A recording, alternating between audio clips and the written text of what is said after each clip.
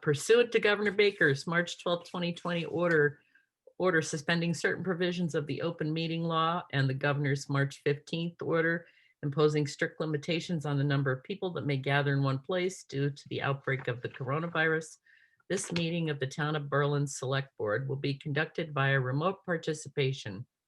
No in-person attendance of meetings of the public will be permitted, but every effort will be made to ensure that the public can adequately access the proceedings in real time.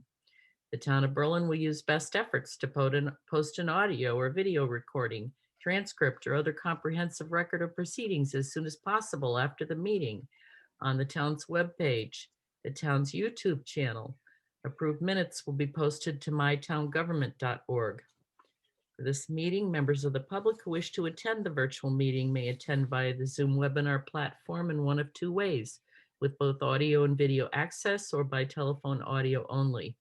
Should any board member have technical difficulties and or lose access to the meeting will recess for a period of time to see whether access can be restored. If not, the meeting will be continued to another date agreed to by a majority of the board or adjourned until our next scheduled meeting. Got that? All right. See, we'll call the meeting to order at 7:03. We have approval of May 6, 2015 open session and January 19th, 2021 open session. Do I hear a motion? Can I ask sort of why 6-year-old minutes? There were none of us were at the meeting. None of the three of us were at that meeting. I think Mary's just trying to clean up old minutes that have not been accepted or voted to be approved and then released if they can be. And this is probably one of them.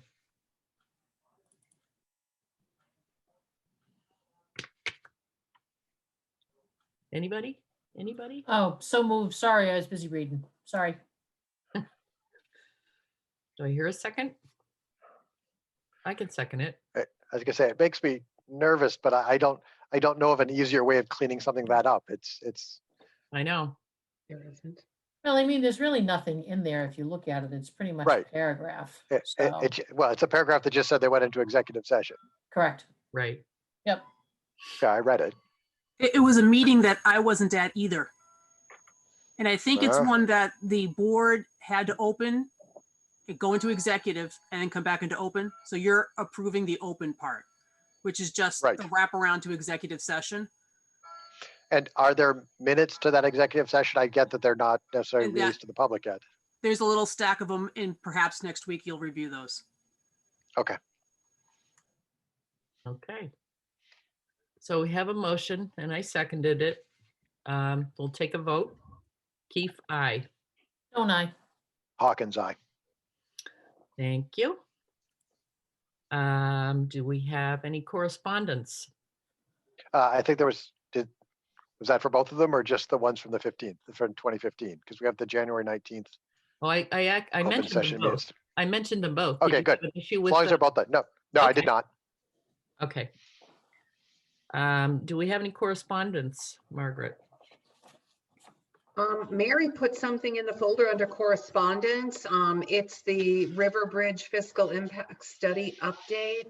It's a draft from the consultant. You're certainly welcome to review that and give any feedback on that. Okay. General public comment.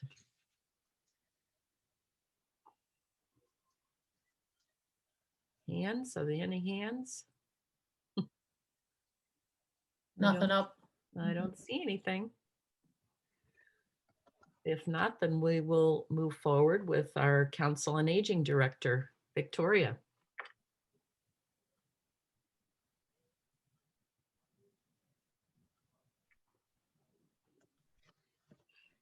Hi, everybody. Hi, Victoria. Hey, Victoria. Victoria. Happy New Year to you all. Yes, Thank same to you. you. All right. So currently, just to kind of review what we've done over the last couple months, right after Christmas, we had our senior meal distribution. So we had delivered about 165 meals to 97 families in Berlin. We were working with the general store and with the Village Cafe and Pizza to make that happen.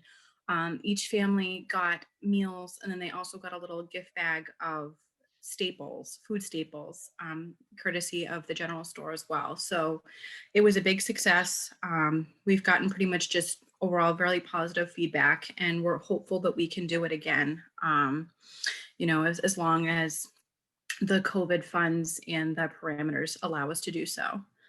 Um, Virtually, we're also still doing our senior calls. We've got about 30 volunteers, and I know Peg is one of them, calling people around town.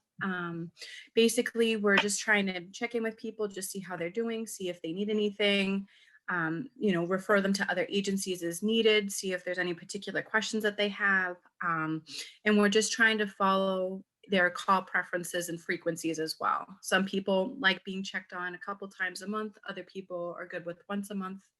Again, for the most part, people are happy that we're just checking in and just making sure that everybody knows that they're not forgotten about. So we're really happy with that. We're using Zoom basically for our COA meetings. We have one tomorrow afternoon, and also for senior yoga. Every Saturday morning at 9 a.m., we're having senior yoga. We're averaging like 3 to 6 people, just depending on the week. And thanks to Brittany, we've been able to get our own playlist on YouTube. So we've been having all of the senior yogas be posted onto YouTube, and they're also being posted to cable access as well. So for residents who may miss the live yoga stream, they have different ways of being able to check it out. And we're working with Brittany as well, just to see if there's any other upcoming meetings that we can record and make it available to the public as well. Our Facebook page and our website are being updated. We completed a training not last week, but the week before. So we've been able to do some updates to the website just to make sure that our residents can get the most up-to-date information that we have.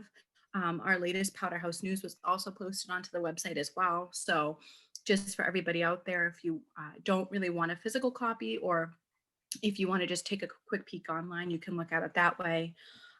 Otherwise, we're just trying to work with Berlin seniors and other departments, basically just to see how we can still reach out to our residents and just see if there's anything that we can do until we reopen.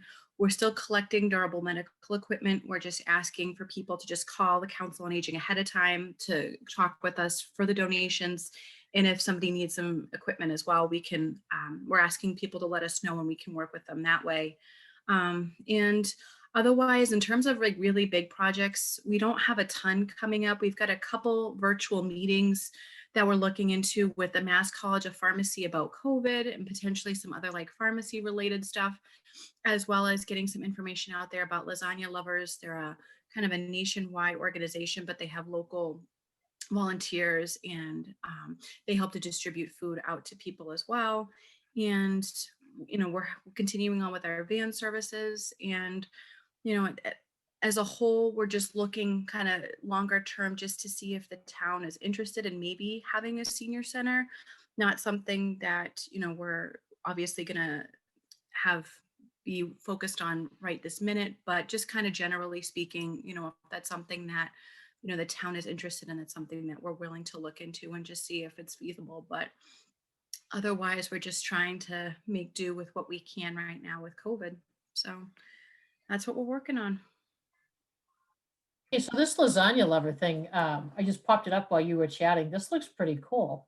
Yeah, so basically, I don't know the whole details about it. I actually have a webinar coming up with one of the ladies on Friday about it. So basically, I think what they do is they work with local people within towns, like this kind of like a coordinator, and then basically people can bake lasagnas preferably, but other goods as well, and then deliver it to other people within the town. So there's no necessarily like regulations, because again, like the town's staying out of it, but people can kind of coordinate with one another and get meals delivered. And again, we know it's a tough time for a lot of people. So I think it's a win-win. Give some people who want to cook the ability to cook, and some people who just are really, really busy, the ability to get some meals. I don't know, Janet is raising her hand about it. I saw about the Lasagna Lovers on one of the national morning news shows. It was Yeah. a pretty neat thing. Yeah, I think they were on either like Today or Good Morning America a couple months ago. It was really interesting just to kind of hear a little bit about the organization, because it sounds like it was a little grassroots, and it just has Yep. just, spurred big time into, nationally. Right, it's gone big time as still grassroots. It's not like there's a national organization trying to coordinate lasagnas No. around the planet. It's each town or neighborhood or Yep. group of people just trying to do what they can in their niche of the world to make the world a better place. I thought it was great. Yeah, absolutely. Well, I know that Peg has volunteered to do some calling for the seniors. And I guess I know why I wasn't chosen to call the seniors, because one of them called me. We've had that He said- happen quite a bit. Chris. And this person said, I know you're fine, Chris. I think they need to raise the age a little bit. Go to the state on that one, Chris. Go to the state. But I thought it was very nice. We had a nice conversation because I hadn't talked to this person in ages. It's funny, there was some scuttle on one of the Berlin Neighbors Connect that a woman had been contacted, and she's, above 65, and she was insulted that she got contacted, that she was, part of the senior community. So I reached out to her and I'm like, it's just a check-in. That's all. Right, right. How you doing? Do you need anything? People are here to help. Well, still, I'm highly indignant that I was included in that. And I'm like, sorry. Yeah, unfortunately, fortunately and unfortunately, depending on how you look at it, the state of Massachusetts qualifies a senior or an elder, depending, as somebody 60 and older. So that's just the thing. So Yeah. I had a couple calls too, and they're like, really? You have to call me? And I was like, well, you're on my list. You really? And I had to explain, yeah, the state just qualifies at a 60 and older. Oh, okay. And I was like, no, it's nothing, it's nothing personal. I'm assuming you're okay, but in case you're not, I'm here. Yeah.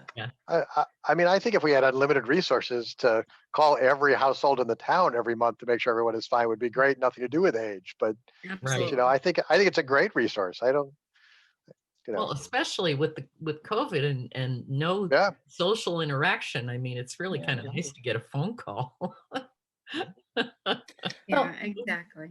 Victoria, the more that you find out for Lasagna Love, let me know, because I wouldn't mind spending Saturday, doing some cooking, especially when it's 14 below out this coming weekend. So I'm in if you need an extra set of hands to help cook something. Absolutely. Yeah, I'm going to talk to them just this week, just to kind of see how do we do it. Do we need to necessarily, I'm going to see too, if maybe we can, if it's best to have somebody kind of be like a coordinator, families who would like it versus families who, would like to cook, or is it just kind of like a straight like cooker reach out to family? And like I said, I'm not 100% sure of just the dynamics of it, but I think that we can get something going. And I've had interest from both sides already of people wanting to cook and people who wanting to receive. So I definitely think we can make it work. And again, it's something that just would be available to anybody, not just a senior. That's just kind of what we're just trying to, do what we can. We're working on some resource guides as well. Again, just not, stuff that again would be helpful for seniors, but again, to, for adults who may have loved ones, and, just again, more information just out there, which I think is really important. Yeah, absolutely. Because I'm sure you're going to have to be very careful about gluten and different various allergies and stuff like that, so that it's just not, hey, whip through 20 lasagnas on the table. Got to make sure that, they're going to the right stuff. You don't put nuts in the sauce and the noodles and things like that. Exactly. But I'm in. Let me know. Sounds good. You don't have enough people wanting to eat lasagna. Yeah. No, Chris, it doesn't work that way. Ah, You must give to get. I actually have a really good lasagna recipe. So Victoria, if you need another volunteer, I'd be happy to. See, I'd volunteer, good. except I'm not the person who cooks in my house, so I'd have to get someone else's approval before I volunteered us. Maybe we could do Alright. like a swap. I can like bake like a cake for a lasagna, Yeah. when I don't feel There like you go. cooking. There you go. Yeah.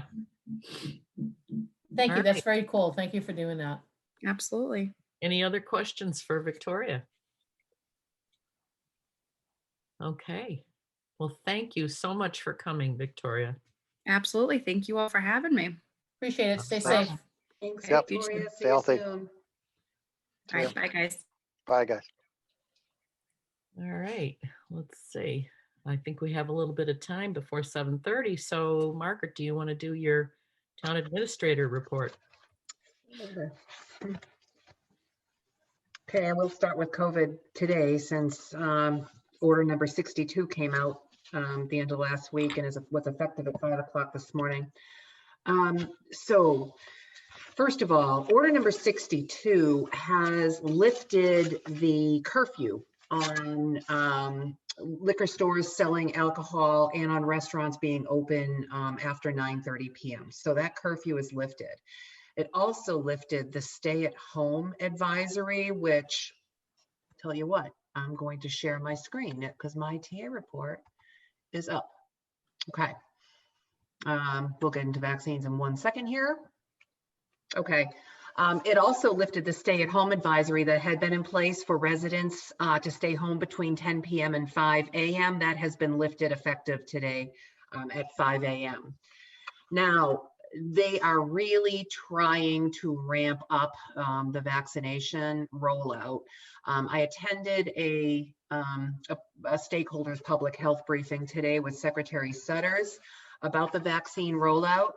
And in my last TA report, I had noted that changes to this particular chart would be made as questions and comments come into the Mass Department of Public Health. And sure enough, today, changes were made to this chart. So today I went into the board's drive and updated to the most current chart, which indicates that in phase 2, which opens on February 1st, the highest priority recipients of the vaccine would be individuals age 75 and older. Previously, they had been further down in the priority listing under phase 2. And then it goes on for individuals age 65 plus, individuals with 2+ comorbidities, early education, K through 12 workers, transit, grocery, utility, food, agriculture, sanitation, public works, and public health workers. And then finally, at the end of that phase 2, it would be individuals with 1 comorbidity. Now, they made it clear, Secretary Sutters made it clear today that there are many people who were eligible to receive the vaccine in phase 1 and who have not yet. So they don't leave the picture, they remain in the picture even with the rollout of phase 2. So they will still be eligible and they will still be prioritized in phase 2. Now, they listed, I've been starting to get calls on this from our seniors in particular about when they can get the vaccine. So I met with the Board of Health Chair this morning, Paul McKelk, to talk about a strategy on communications to get the word out to seniors. I also asked if we could put in a request to the Department of Public Health to have a virtual, what do they call it? Virtual tele-town hall held for Neshoba Associated Boards of Health member towns. So I'm waiting to hear back if we could do that and really start getting the word out. So mass vaccination sites. There are several there are a couple here that are already live. There are others that are going to be launching at the start of phase 2. Gillette Stadium went live on January 18th. Fenway is launching on February 1st. Springfield at Eastfield Mall is launching on January 29th. Danvers at the Doubletree Hilton Hotel is launching on February 3rd. The Reggie Lewis Center in the city of Boston is going to be online in early February. Now, it's notable that there are no mass vaccination sites scheduled in Central Mass, nor does it appear that they are going to be opening them in Central Mass. Like now, I can't say for sure, but the governor did say that there will be 7 mass vaccination sites across the state. And what I just listed are 5 already, and they're talking about putting another in Southeastern Mass. Hopefully the 7th will be in Central Mass. But vaccines will also be available at retail pharmacies, which they started doing them on the 19th. And then there will be open provider sites and community clinics that will be scheduled. Those will be added to the list on the website, and we'll be getting that information out as we receive it.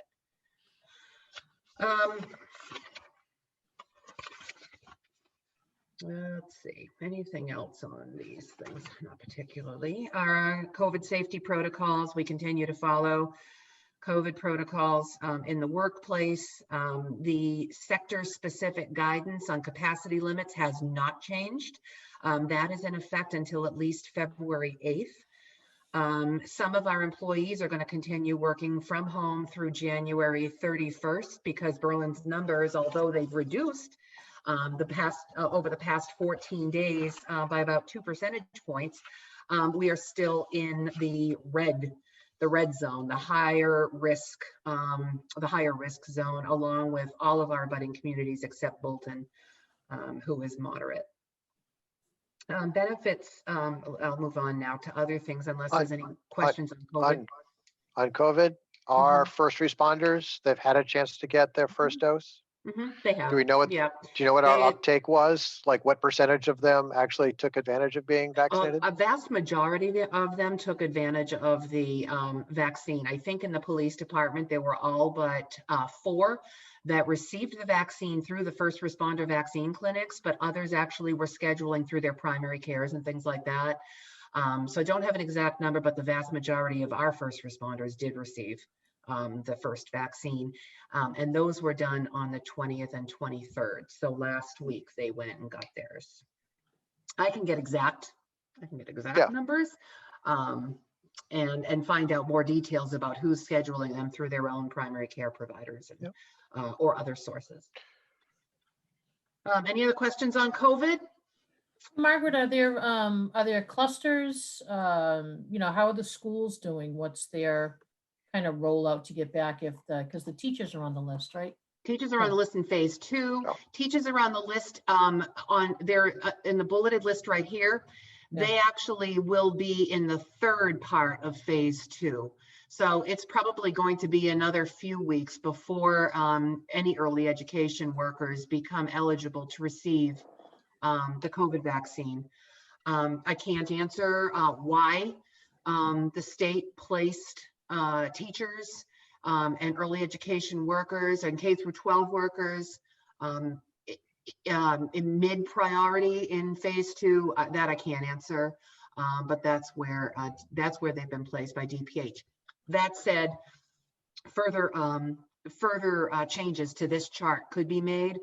They still have an email address that people can send comments and questions as to when they get their vaccine.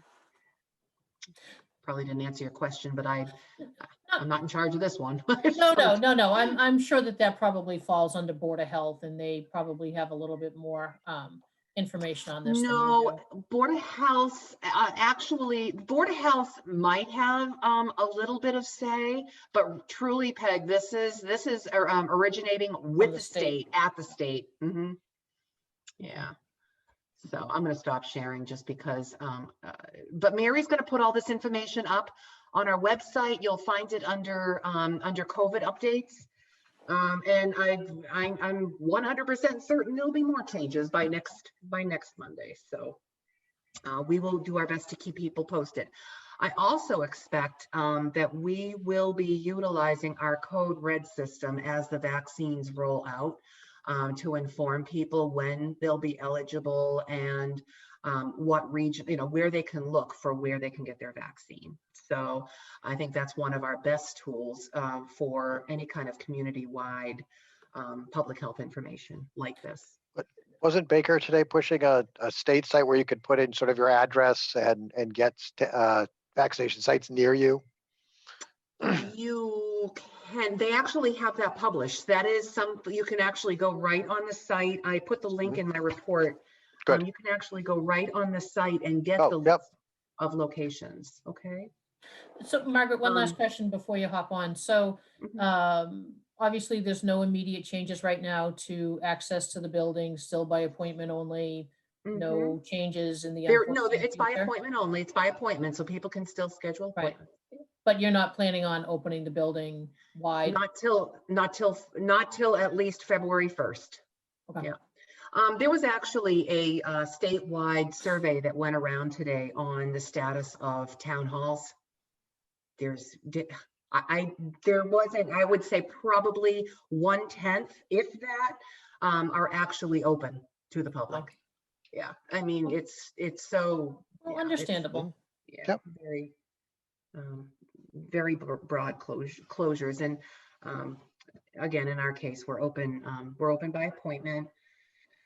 So I'll reassess again in another week. Well, when the public health report comes out, we'll reassess. Okay. Hey, All right. Benefits consulting. I know I've got 3 minutes before the Concom's appointment. John, I promise I won't make you wait too long. The Insurance Advisory Committee, as you know, now has a quorum. As of my writing of this TA report, a meeting date and time hadn't been finalized, but the meeting was confirmed today. It will be February 2nd at 10 a.m. and the IAC will meet with the benefits consultant for an introductory meeting, essentially to talk about the services and objectives in the contract, about IAC's charge and their responsibilities under that charge, and their responsibilities under the statute.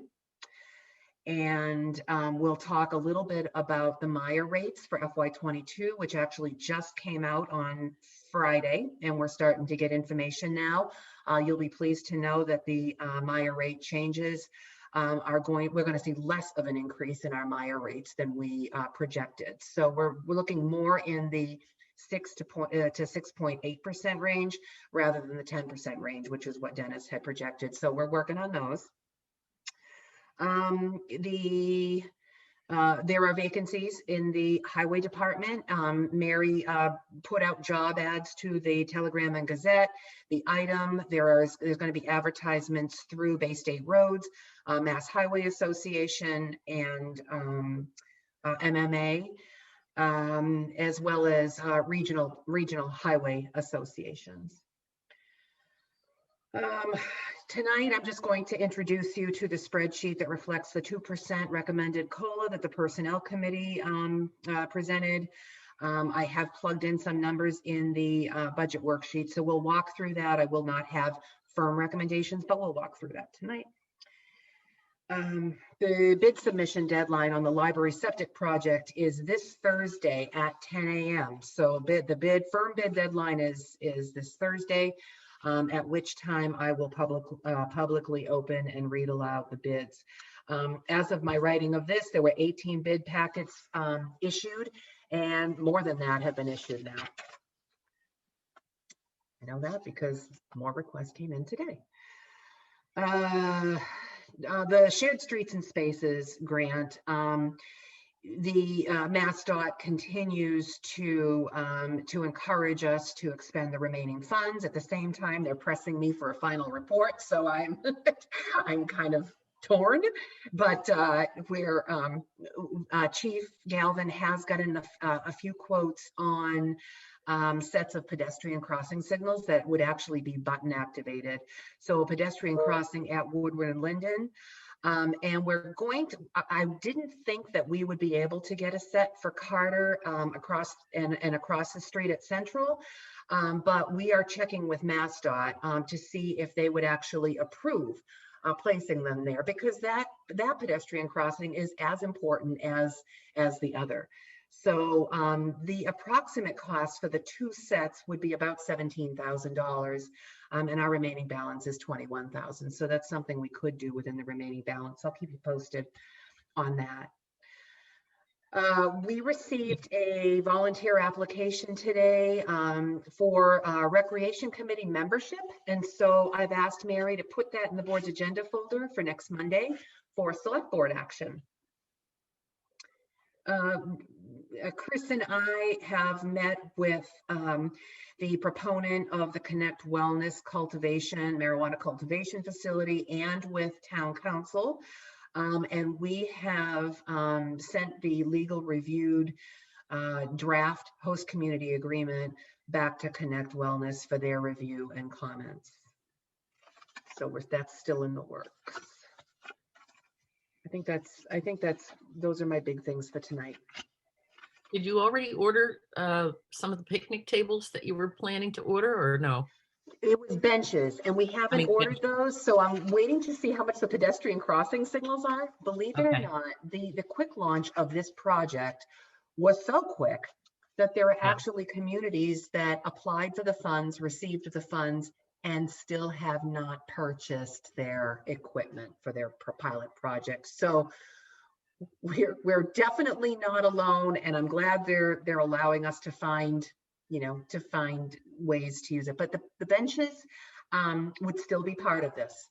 So Okay, good. but they just won't be they won't be super expensive benches. We're only looking at 3 of them. That's what we had requested. Okay. Okay. That's it. Thank Okay. you. Thanks, Margaret.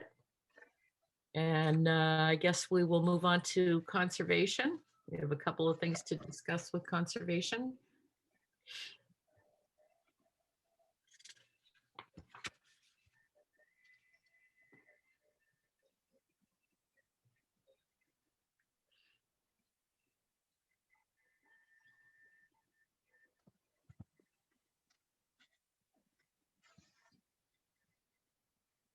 While they're coming up, I'll just add, if I could add one more thing through the chair. Hi, John. Sure. Well, they're here.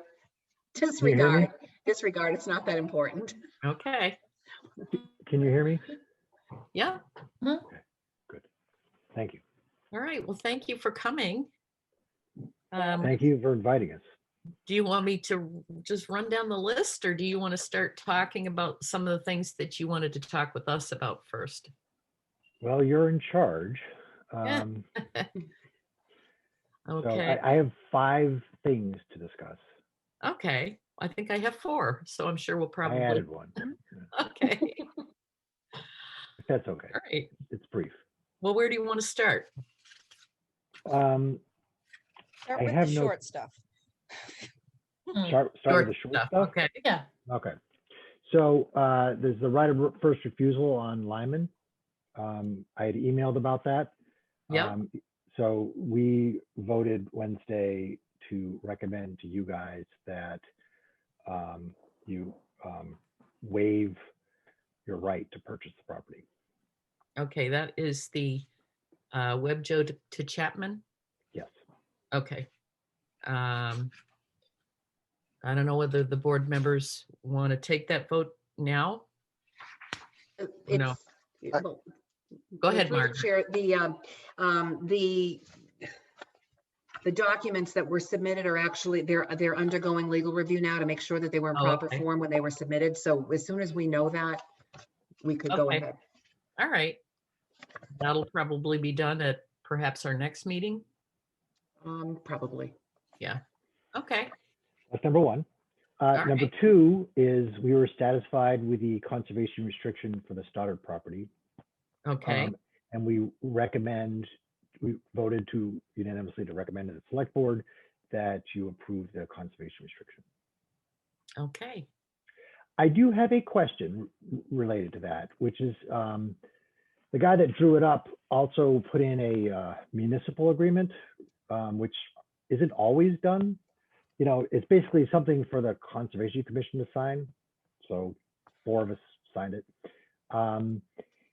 I don't know who gets the original, because most originals go to the, that we deal with, they go to the applicant. But Okay. this is an agreement of a different sort, and I'm not sure who gets the original. I'm not sure it matters, but Yeah, Margaret, do you know? I don't. And this is through Sudbury Valley trustees, correct? they will be the conservation monitors. So they assisted the Stoddards with the process. This is not urgent. I can pester you about it later. Okay. So, because I don't think it really matters as much as this document doesn't matter as much as the conservation restriction anyway, because this one isn't even notarized. So, Okay, I can't answer that at the moment, but I'm happy to talk with John about it afterwards. okay. So that's number 2. Okay. Number 3, I think it is, this is the one I added on. I'll try to make it brief. I think it is time to consider the town hiring a conservation agent, a half-time conservation agent, someone that would do the administrative work for the Conservation Commission. There's a lot. Carolyn can attest to this. Carolyn, you're currently muted. Purposely. Yeah, and there is no, we do delegate things amongst each other, but there's no easy way to delegate a lot of the work that gets done because a lot of it comes through the email. It involves a lot of communication and distribution, and there's the form, there's the research, there's the schedulings, there's and there's lots of stuff that we don't get to because we just don't have the manpower. The amount of administrative work that it's too big an ask for a volunteer, and I think Carolyn will agree with me on that. Yeah, it's really what prompted me to pass the torch. It's a part-time job, and having 2 full-time jobs already, it just wasn't working out. But even like John said, sometimes people will email with just questions about what can be done on conservation land, and there's often several back and forth, and you just have to and if you get 3 of those at the same time, plus the building permits, which is wonderful that we get to sign off on those now, but each and every building permit requires doing research to see if And there's perhaps a wetlands site visit. involved, and then possibly a site visit and educating people about what it means if you do have wetlands, and it's just a lot. Yeah.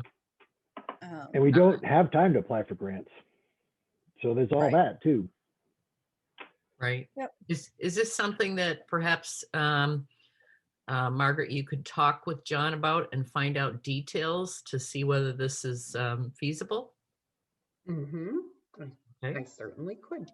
Yeah. Have you had any chance at all to look at the duties of conservation agents or conservation administrative assistants at other towns to check the scope, or is it just preliminary at the moment?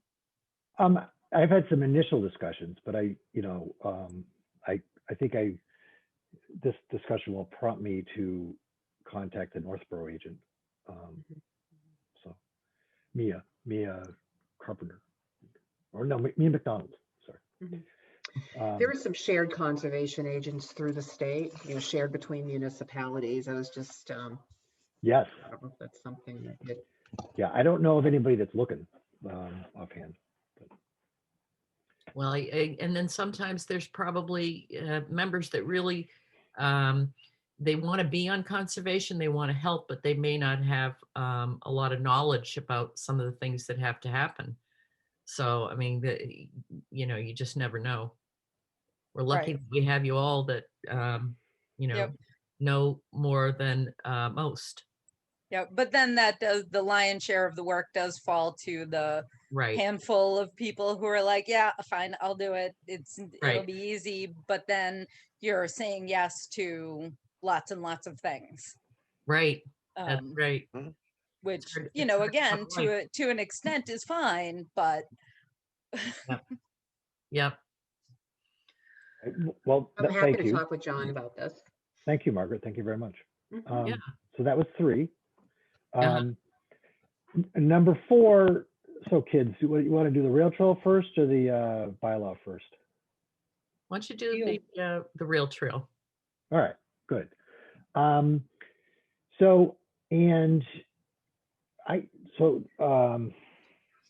may turn this over to Robin in a minute because she actually knows the most about this. The rail trail, just as a preamble, this has been something that's been kicking around town now for a while. There's people that are interested in having a rail trail developed. There's people that are not interested in having a rail trail developed. I think it's important to conceive of the fact that the rail trail bed itself is owned by two separate companies. So there's one that owns it east up till Coburn Road, and there's one that owns it west from the west of Coburn Road, and then it sort of goes up northwest towards Clinton. So that does complicate things a little bit. The reason there was noise about the rail trail recently is that the folks from Clinton, got a hold of Walter, who asked me to put it on the agenda because Clinton recently purchased some of the rail bed in Clinton, including the stuff that goes under the tunnel there off Route 70. And we're trying to motivate us to make a similar, to start the process for a similar sort of purchase from this one particular company, Pan Am. And there was a statement that there's some urgency because Pan Am is going to be sold to a different company who may not work as well with municipalities and blah, blah, blah, blah, blah. So that's why it came up recently. So at this point, Robin, can I turn it over to you? Yeah.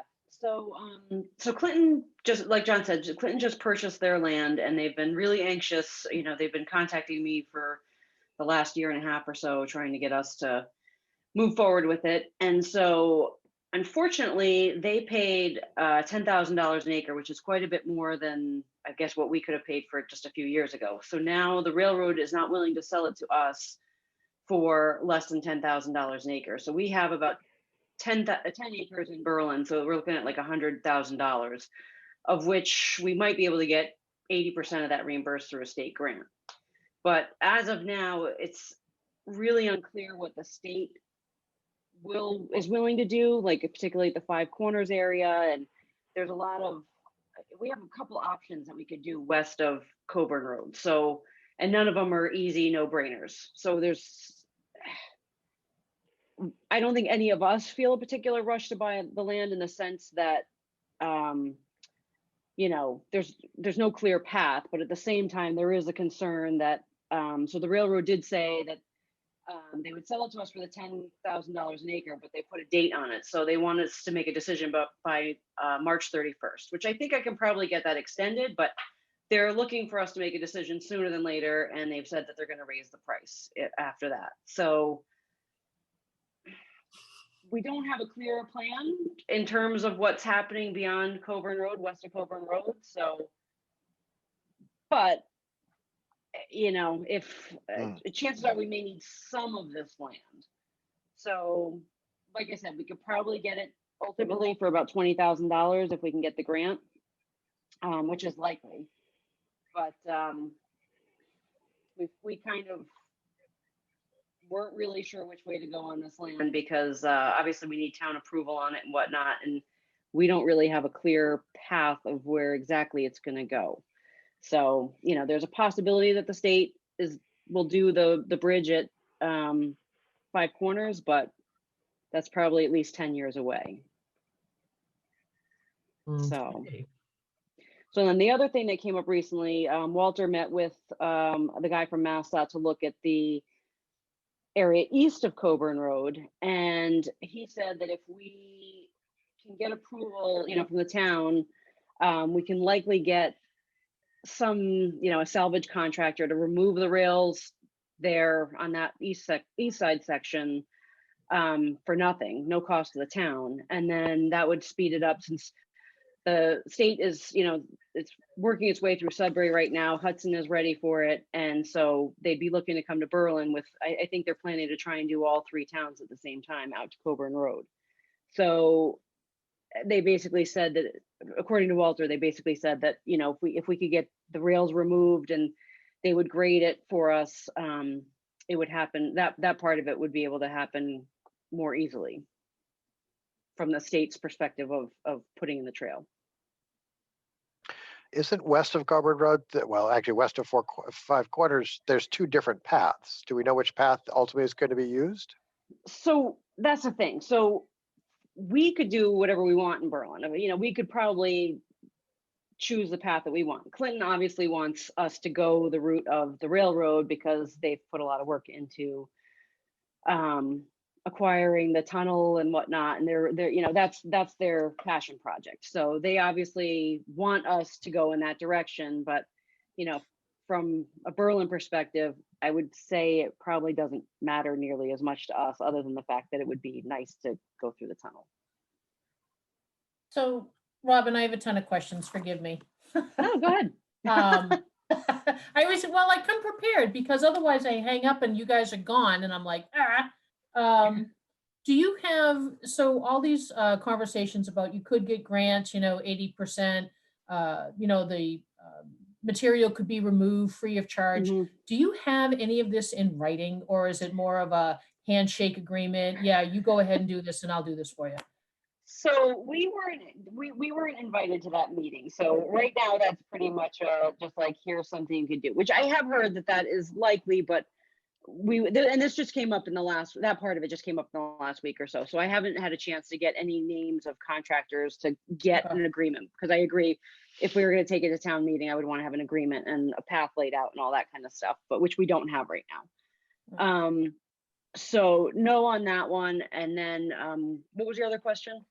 Documents from all the other like surrounding towns to see how everything kind of like weaves in together and what they're doing. I would just kind of hate for Berlin to be like, yay, this is our plan, and Hudson's going this way and Clinton's going this way and Bolton's going that way.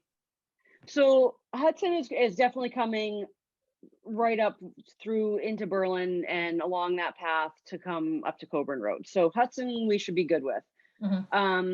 Like I said, the path to Clinton from our perspective is not as clear. They want us to go along the rail bed because that goes to the tunnel, which is where they want it to go.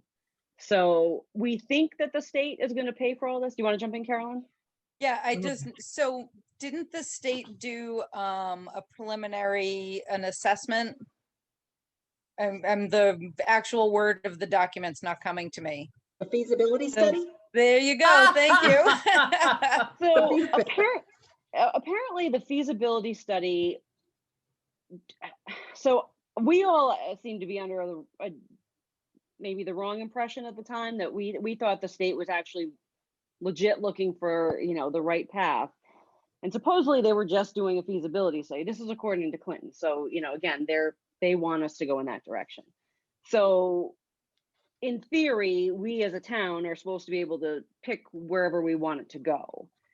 And that part of it is still very unclear to us. So we you know, like I said, Walter had a conversation with the guy from the state a week or so ago, and it sounds like the state is paying for the actual rail trail construction. And it sounds like, you know, they're planning to do a bridge across Five Corners, but Nothing's in writing. Nothing's in writing. There's no plan. So Yeah. It's one of those things where we've already missed the opportunity to pick up the land at a really cheap price. It's hard. Now- It's really hard to say which way to go on this.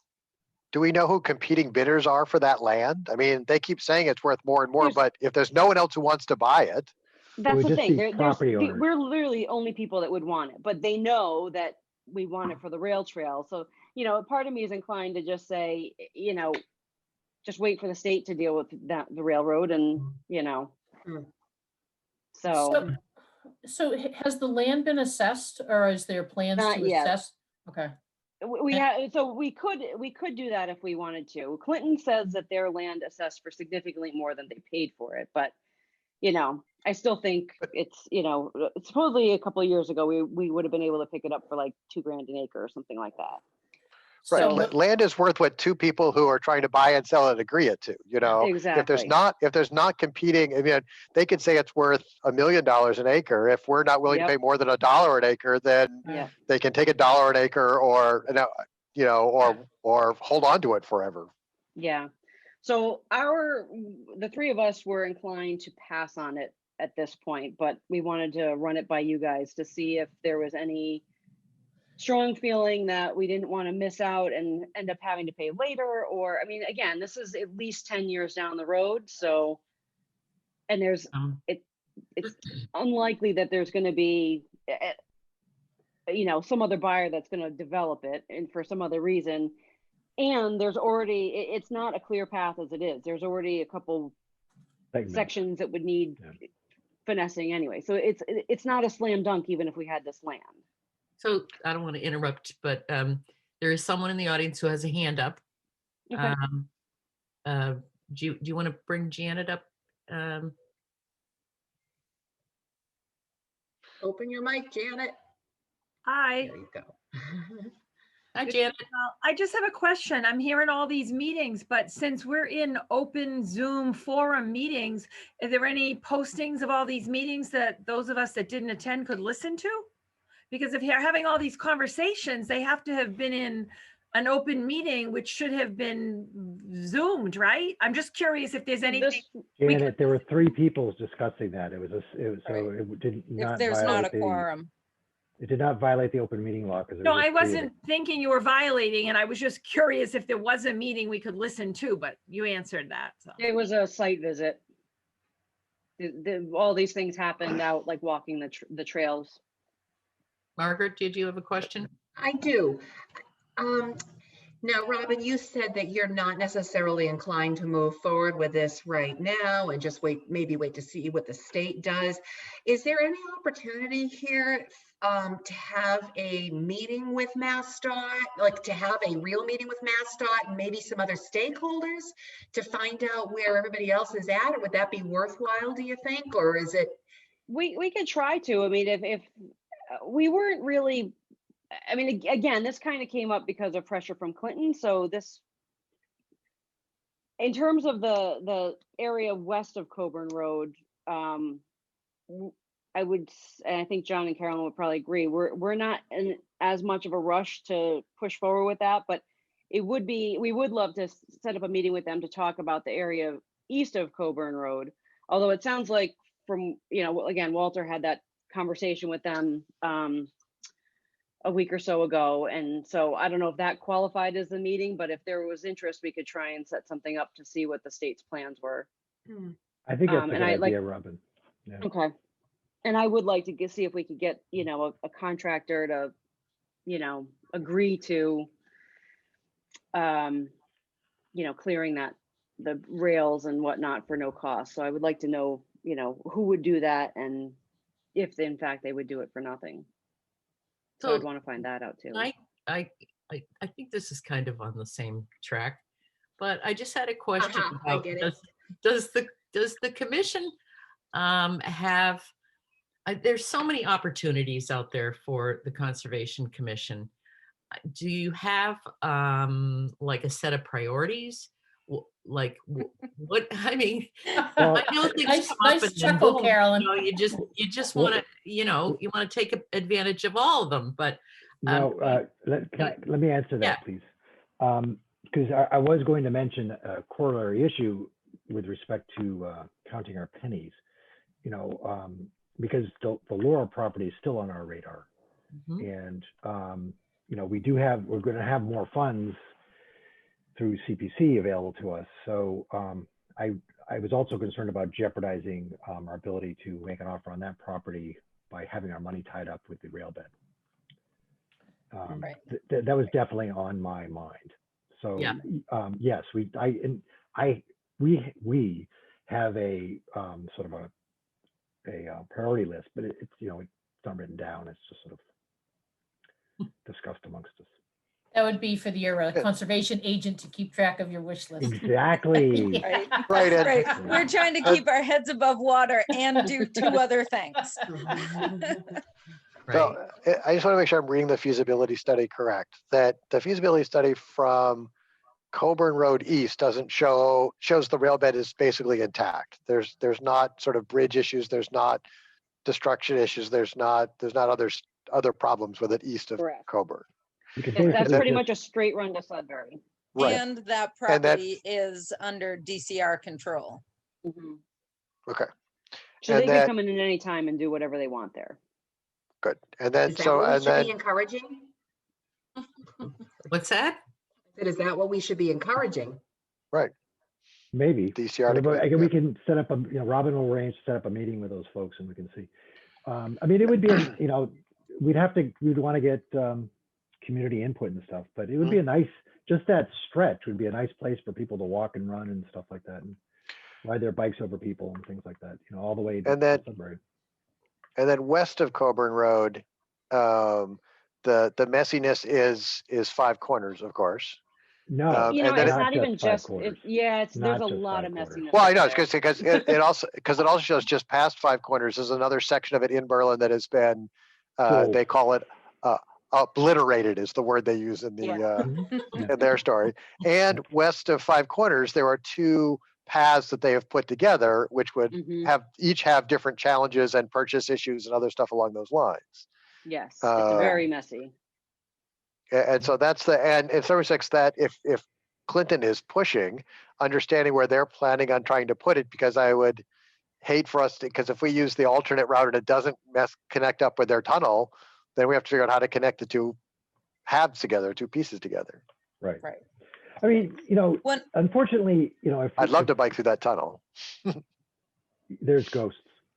Yeah, There, I mean, unfortunately, it would be good for the town to own that property, just as a placeholder for 20 years from now, just so somebody doesn't chop it up into driveways and stuff.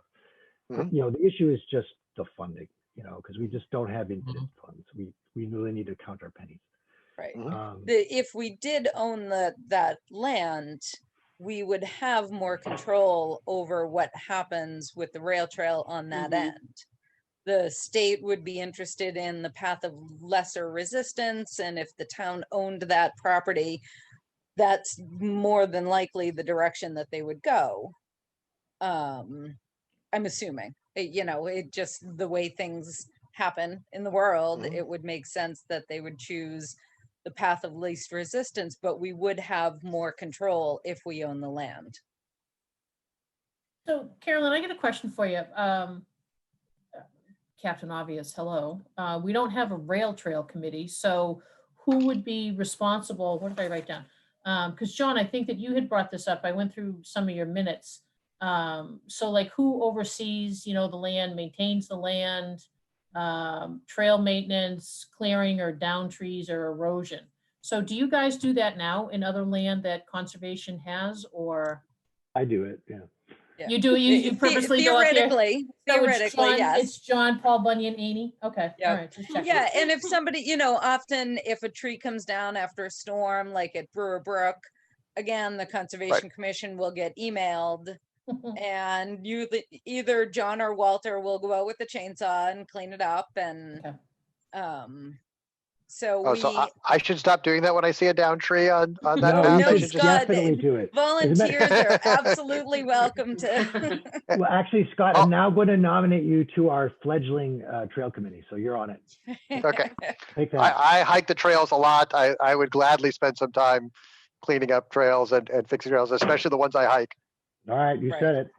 Yep. Too late to Right, so retract. that's the thing, I've definitely been approached by some people over the years. Oh, I'd love to help out. Mhm. Oh, great.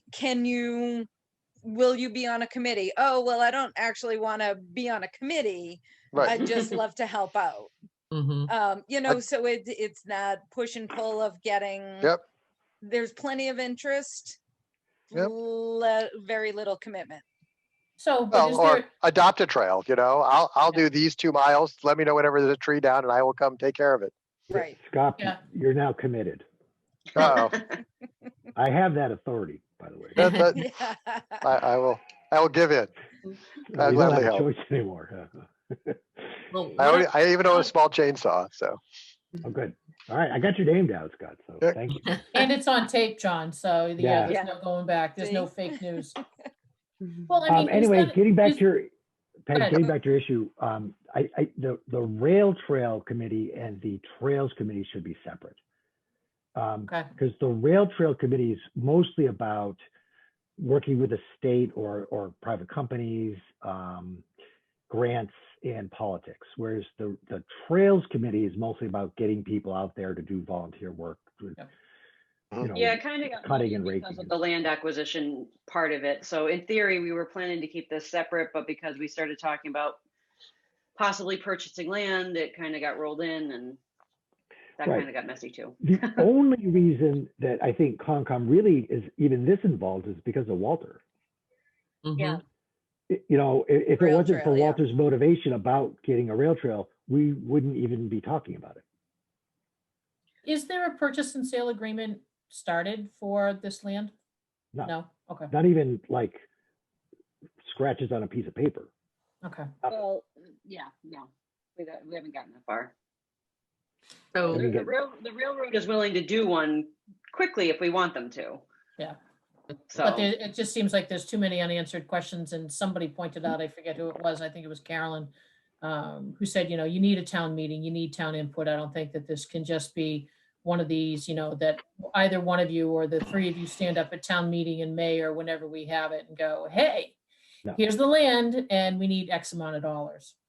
yeah, wouldn't it be a good idea perhaps to help you to make a decision as far as to whether to go forward with the rail trail land purchase, to be able to get input from residents, like a town meeting? But I mean, we're not going to be having one of those for a while. So I don't know what's the best way to get feedback from residents right now. Well, I Until think that kind of happened a few years ago, right? I mean, I think we kind of know that there are some that are for it and some that are against it. So I don't know that there's any debate on that.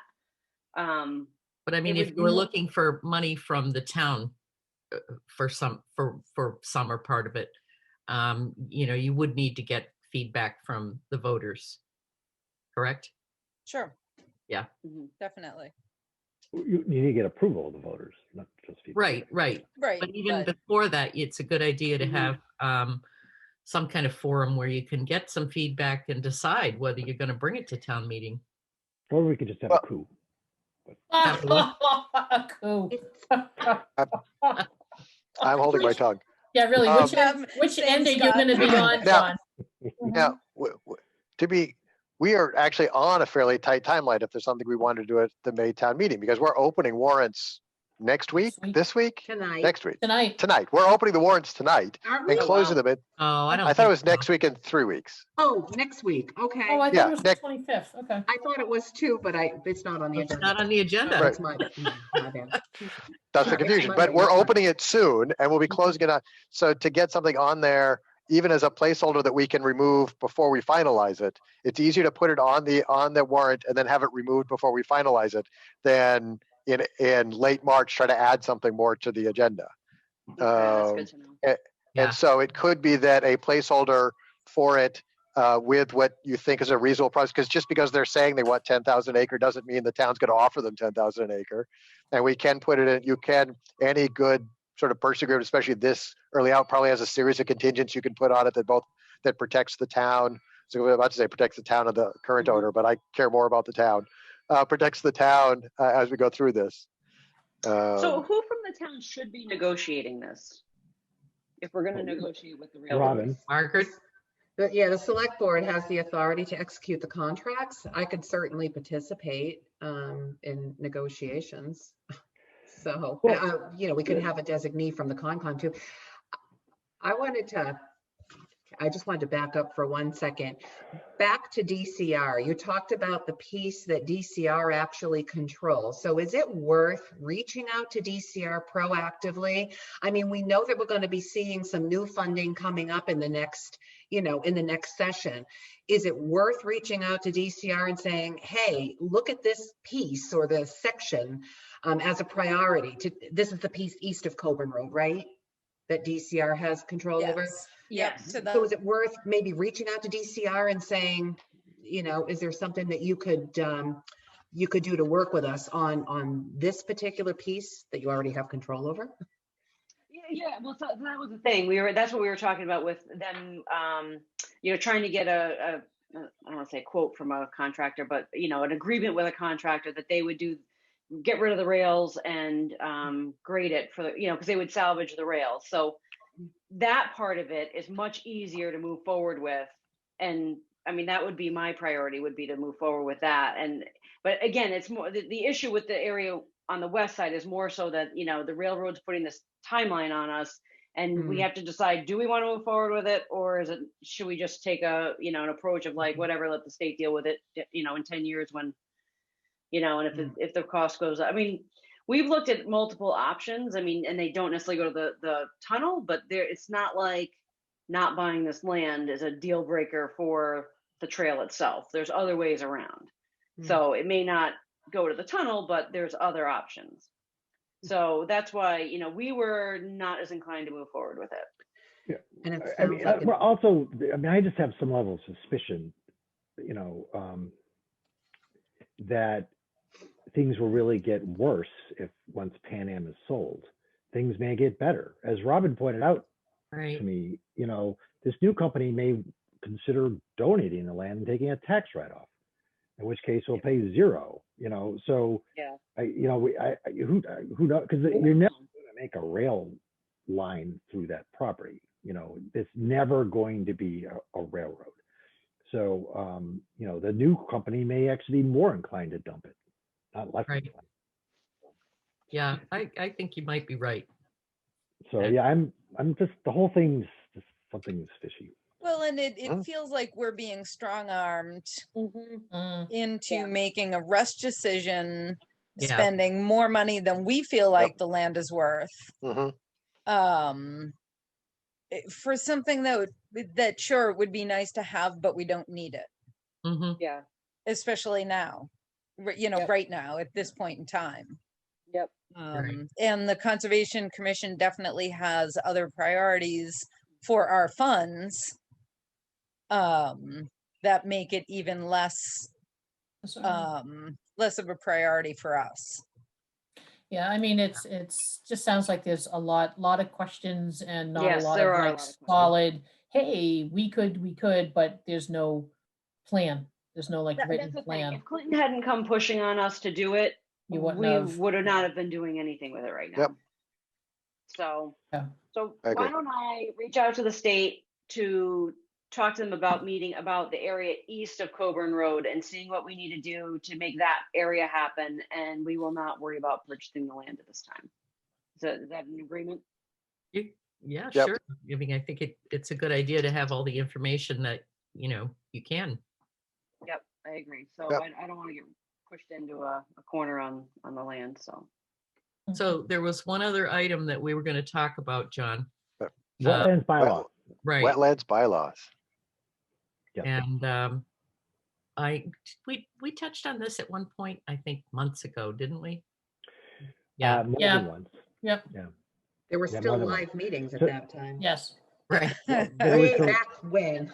way back Yeah. when. So yes, in March of 20, I believe it was March of 2020, Carol and I went to a meeting. There was with a prior draft of a wetland bylaw, and there was some contention. So we went back to the drawing board, like the one behind Mary there, and just started from scratch. And so this is a very different, it is a different document. And we are hopeful that this will get support so that this will be voted affirmatively at an all-town meeting. We actually worked through this like months ago. We finished it up really, this current draft was finished in September. And I believe you've all seen it, and there's also a sort of I wrote up a notes regarding the wetland bylaw, which just lists some of the salient changes or salient points of the bylaw. And we've had a chance to speak with some folks. I mean, and Carolyn has done a lot of work just in the last couple of days, getting people's feedback. And so far, a lot of the people that were upset about the last draft have favorable opinions about this current draft. So it may need some minor alterations, but so far it's been relatively well received. So I think when you came and talked with us the last time, I think we were suggesting that you really needed to get out there and talk to the people that have concerns and, have some kind of forum where you get input to see what will fly in Berlin and what won't. Right. So Right, we did have an informal forum that night, and certainly got a good idea of what some of the pushback on it was. And like John said, so we scrapped that whole entire document, started from scratch. The commission then worked through what we would be comfortable with on that document and have sent it out. Do you want me to name who we've specifically talked to, or? Yes, I do. Okay, so we John and I met, and then once we got to that point with the document, we're still, it's still very hard to meet with people. So we've been doing a little bit more one-on-one stuff. So John and I met on a Zoom call with Tim Wheeler probably about a month ago. Talked with him about things. He's comfortable with the document. It took me 2 months of poking Mike Sawyer to finally get to talk to him, but I did finally get to talk to him. And there's a couple of things that he would like to see done differently that John and I have talked about. Haven't talked to the rest of the commission about it, but they seem very solvable issues. So we're still working through that. I talked to Dave Burke. He had a couple of suggestions also that I've talked to John about that we still need to work through. But again, none of the issues that it appears to be with this document seem to be anything that the goals of the commission are not counter to those concerns, and they seem very solvable.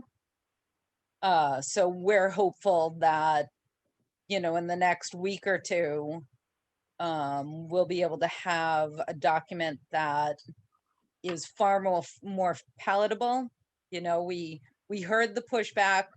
We feel like we've addressed the concerns that people had while still achieving the goals that we're trying to achieve. Well, I mean, I think that's great. It's just that in this times, it's really hard to make sure that you get out there so that just anybody and everybody can, give input. It's so hard.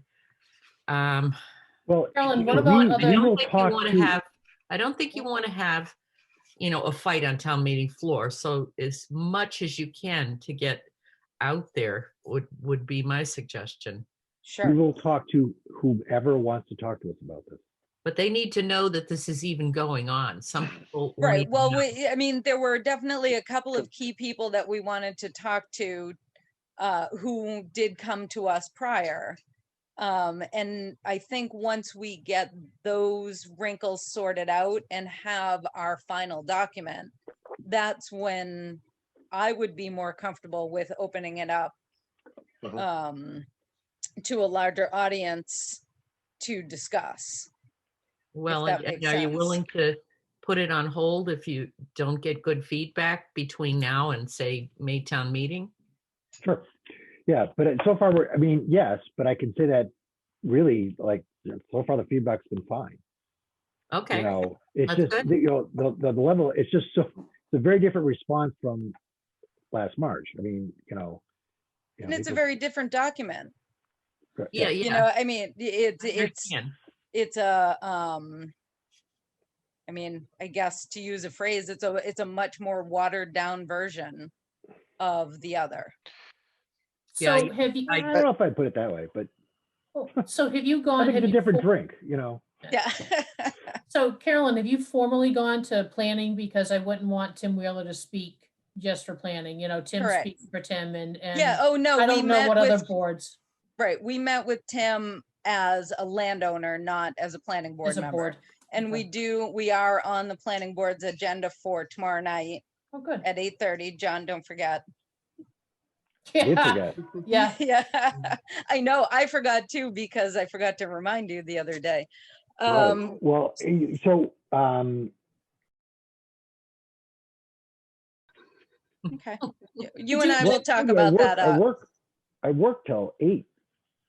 All right. We'll talk on about Tuesday. this off. All right. Off You may the be on your own, planet. kid. Yeah. Did I cuss on video? Yeah, you did. But I'm I sorry. have We'll ignore that. definitely. Yeah, sorry. I'm We'll, really we'll sorry. edit it out. Not a Yeah. problem. I have definitely forwarded the document to all the planning board members, so they've had a couple of weeks to look at it. John, you were going to touch base with, I think, with ZBA. Yeah, I still have to email them. Yeah. But I'll do that. So we're definitely, working on touching base. Actually, I still need to get in touch with Board of Health and Economic Development. So are you going to in some way have a hearing or? Oh, sure. Absolutely. I did get a phone call today, which was from someone saying, I just wanted to give you my 2 cents. And that was that, like I said, it's so much easier with in-person meetings when you get feedback from people. And that was pretty much their 2 cents. Also, I did hear today from someone on the Board of Health, which was saying, have you met with them? Have you talked with them about this? And they were concerned about not being in the loop. We'll put people in the loop. I mean, we're not right. We're Yeah, definitely it's not not trying to be intentional. secretive. It's well, I don't want you to get backlash because next week you're putting it on or asking it to be put on a warrant, and people say, well, they haven't talked to anybody yet. So that will happen. Yep. So I will I'll definitely reach out to the Board of Health tomorrow. It has been on my list. It just because they have some Life. that they're exactly. Life. That whole lack of a conservation agent thing keeps coming up. Yeah. So Margaret, did you have something to say? Yeah, so when Concom gets to the point that they've met with the, the local public bodies, and if you get to the point that you want to have a community outreach meeting, community forum, whatever, we can help facilitate that. And you'd have your opportunity to walk through the entire document. And if you have a map, to show parcels and how they're affected, just to try to get the whole community on board, we can help facilitate that for you. Excellent. Okay. Was there any other questions for the Conservation Commission? Okay, come on. You gotta have something for everything? me. Really? No, you know what? So here's my list of questions for you guys, and you can see that I took notes. So unfortunately, you answered them before I could even get them out. That is our plan. Yes. So no, that I'm not shy, and if there's anything that will hit me at 9:05 after you're gone, I'll be like, and I will get it out to you, or just show up in a meeting and ask. But thank you, I appreciate that. And you have my email. I do. I will track you. All right. Well, I thank you all for coming. Thank you. Thanks a Yes, lot. very much. Thank you so much. Thank you. Thank If you need me for anything on the communications with the state on the rail trail thing, just let me know. Great. Thank you so much. Okay. Have a great night, Thanks, everyone. Thank you. Good night, Good night. guys. Good night.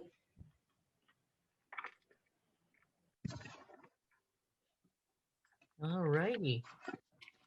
Well, we did the town administrator report. We're moving on to old business, and we have fiscal year 2022 budget updates on here. So, Okay. I have provided these drafts for you. Again, they are just drafts. I gave the board the 2% spreadsheet that I've talked about. That's in your agenda folder, but I wanted to show you what I've done on the draft budget worksheet. So I've taken those numbers from the 2% spreadsheet and plugged them in here. I have not plugged them in to replace them with the requested amounts yet, because I wanted to really call them out to show you what we have and what the total increases would be based on the non-union 2% COLA recommended by personnel. So most of these are very self-explanatory. Most of them are 2%. If a contract has been negotiated, either for a specific amount, like for example, mine, or for a % increase, like Chief Galvin's, for example, it's noted next. I put little comments to the far right side. Yep. Okay. And I like that your other spreadsheet also had on it the people who were getting more than 2% because it was minimum wage increase too. It does, and so that's right. Minimum wage adjustments and market adjustments are all referenced here. So this is a position right here where the market adjustment was made, and that explains the higher increase. One of the positions in the treasurer collector's office is paid at minimum wage. So the rate there does reflect that $276 that you actually see in this cell right here. I'm going to try to find a couple more things that might be notable. Again, I think it's pretty self-explanatory. Okay. The cells that are shaded in yellow, not green, are actually collective bargaining agreements or contract to be negotiated. This is something that we're really going to have to keep in mind as far as a potential for a, maybe a payroll contingency line or something like that. We're gonna make a good faith effort to get the contracts negotiated before town meeting. But if for any reason they are not, we're certainly not going to be plugging in numbers arbitrarily here, increases for wages based on collective bargaining negotiations or contract negotiations.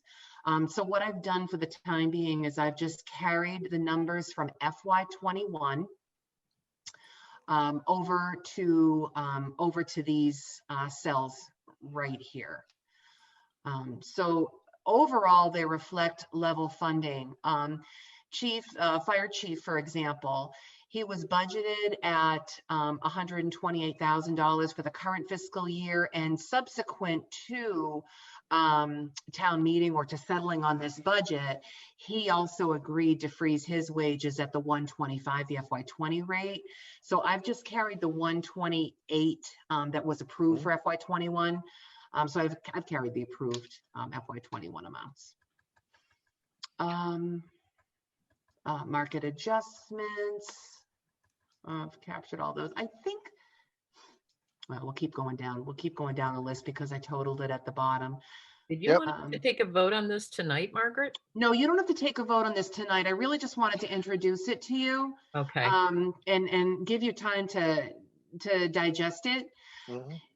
Earlier, here's another of the minimum wage adjustments right here, and it's a 10% adjustment. And the reason it's a 10% adjustment is because FY21, we still have to go through the process of approving funds for his minimum rate, his minimum wage adjustment for this calendar year.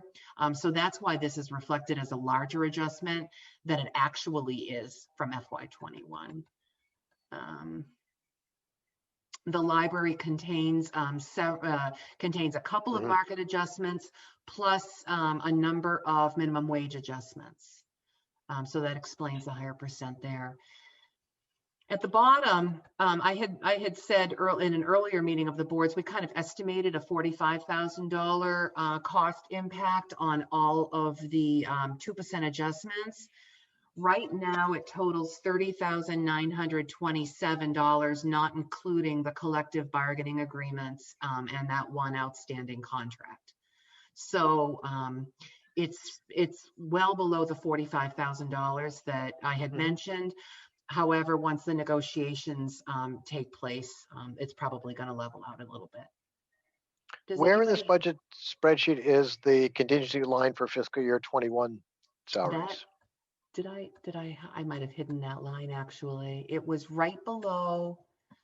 I to try to keep it as a little. Yep. Right, it was right below FinCom's reserve fund. So it's right here. It Okay. is. Yeah, it's right Yep, there. I see it. Yep. Yeah, so we didn't carry any of that funding, but I'm thinking with the negotiations coming up, and with some potential other costs, maybe due to COVID or maybe not, we might want to consider doing something similar. And in union contract years, there have been times where we just increase the reserve fund Okay. because that also by the time you hit, like, let's say you budgeted 0% and we agreed to something else with the union, by the time you get to the point where it's spent, you're in that May timeframe where reserve fund transfers are doable even between other line items or from reserve fund. Exactly, and you certainly wouldn't want to have to go back to town meeting to, Right, you know, if not necessary. So, okay. Does anybody have any questions on this? All right, I'm going to share this with FinCom No. on Wednesday night as well, just so you can. I think you've done a great job with it. I have been skeptical of a bunch of these things and what the impacts would be. And they all, I would be comfortable with everything as you've laid it out. Okay, thank you. I know that it's been short notice. You've got these things today, so please let me know if you have any questions or comments on it. Okay. We're ready to move on. We've got the Insurance Advisory Committee membership and charge. It's in our folder. I didn't receive any comments since your meeting last week, so I would, my recommendation would be to vote the membership in charge as presented last week. Okay, do I hear a motion? So Or do you moved. have- unless you have questions, of course. And seconded. No, it's all good. Okay, then we'll take a vote. Keefe, aye. Stone eye. Hawkins, aye. It's unanimous. And we've got the Select Board 2020 Annual Town Report. I appreciate the changes that you did to the report, Margaret. Okay.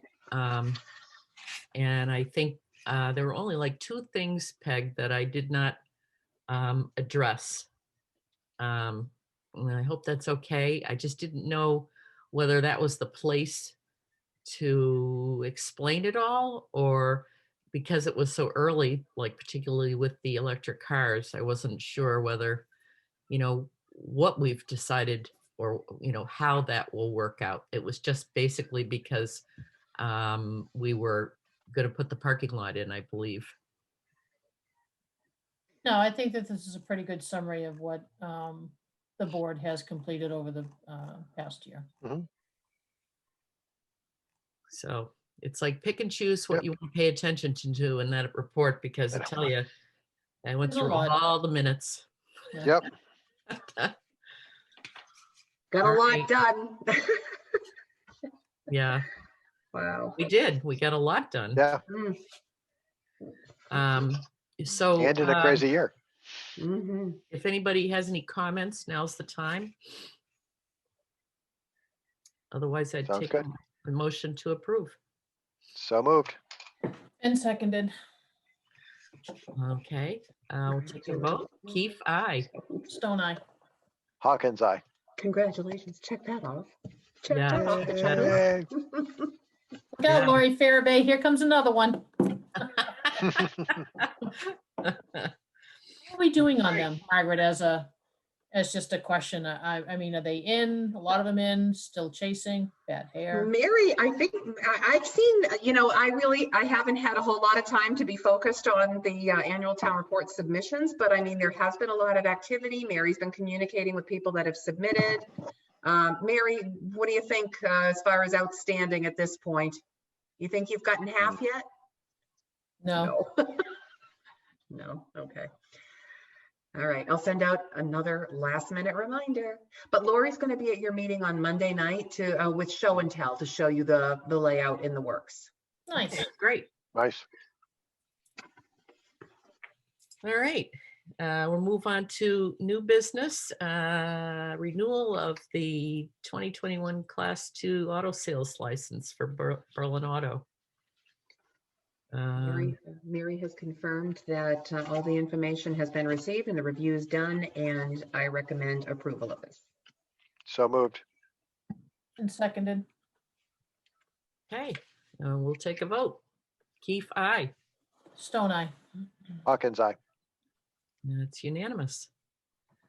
And we've got the Bullard House weatherization upgrades from the Historical Commission.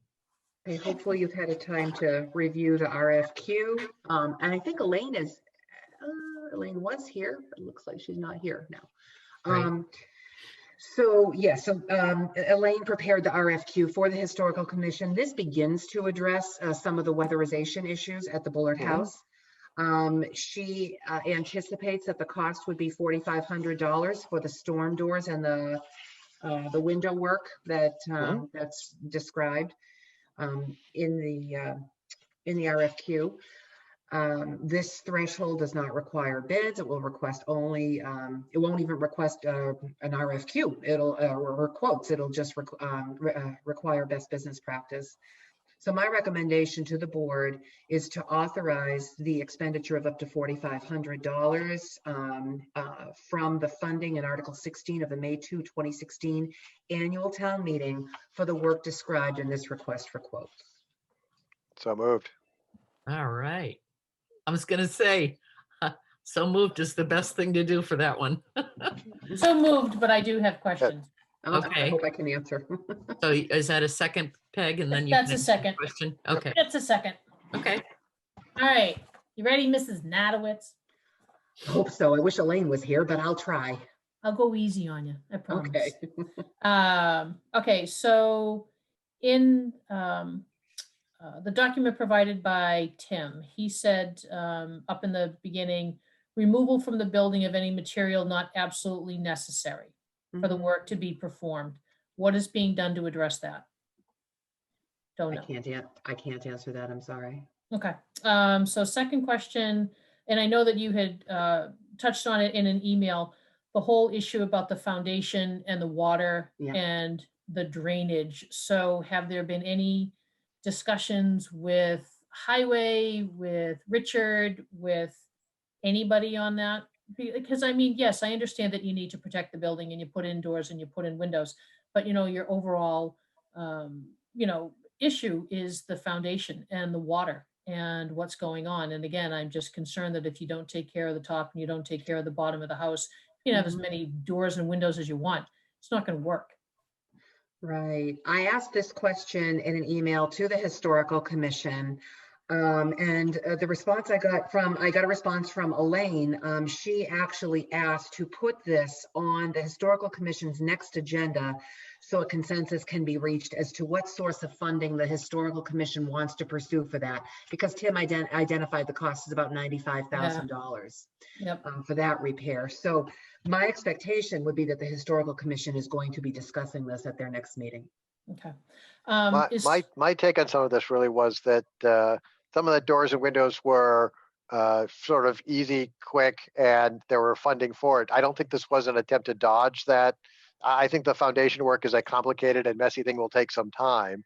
And putting in fixing some of the door and window weatherization stuff actually also preserves the sort of envelope as well. And so I didn't think this was an effort to dodge any of that. No, and I didn't imply that. No, I agree. So Squaw Hollow, are they going to be the sole vendor that we work or that they work with? They could be the one that we contact. I will contact him first. I will contact him first with the RFQ.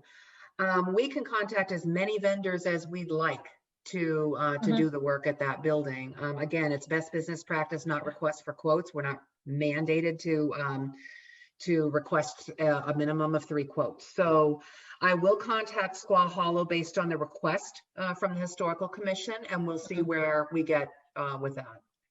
So with the February return date for the RFP, when do we expect, or is there a date, or will there be a date for the installation of the doors and the windows? That's a really good question, because I don't think this actually, this RFQ doesn't specify a deadline for the work to be done, so we are going to have to add that. Okay. And then, so this type of work, and I didn't know what else to call it. I said, does the work need any type of like historical review to ensure there are no issues with the historicalness of the building? I mean, it's an old building. You know, I just don't want anyone to slap in a door and slap in a window and go check, and then it doesn't really do much for the whole purpose behind the building. Okay, that's a really, really good question that I cannot answer, and I'll pass that along to the Historical Commission. All right, and last one. I think the if Squaw Hollow does the work, they seem to be the type. Certify it, yeah. Yeah, they They seem are to be able to do historical that.